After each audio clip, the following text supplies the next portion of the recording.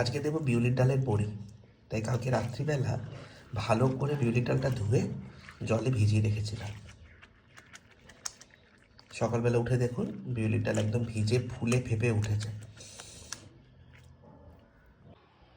Next যেটা করতে হবে সেটা হচ্ছে একদম একদম ড্রাই না, কিন্তু যেন করে এক্সেস জল যাতে না যায়, যতটুকু এর সাথে আছে ততটুকু, কারণ আমরা তো আর জল দেব না।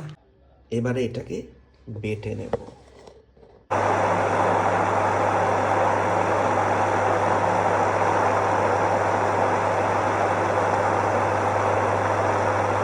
এই দেখো বেটে নিয়েছি বিউলির ডাল, এই রকম টেক্সচার হবে, ঠিক আছে?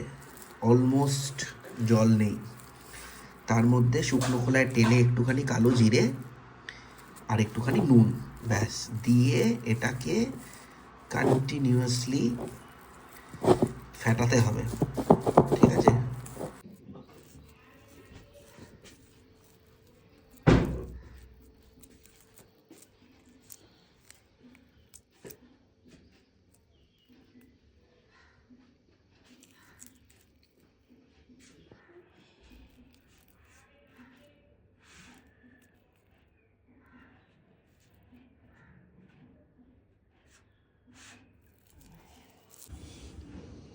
ছাদে এসে গেছি বড়ি দিতে, রোদ্দুরে বসে বসে এবারে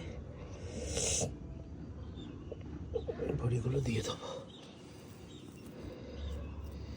একদম হাত দিয়ে মোটমাট ওই 2.5 ঘন্টা মতো ফেটিয়েছি আমি, শুধু হাত ব্যথা হয়ে গেছে।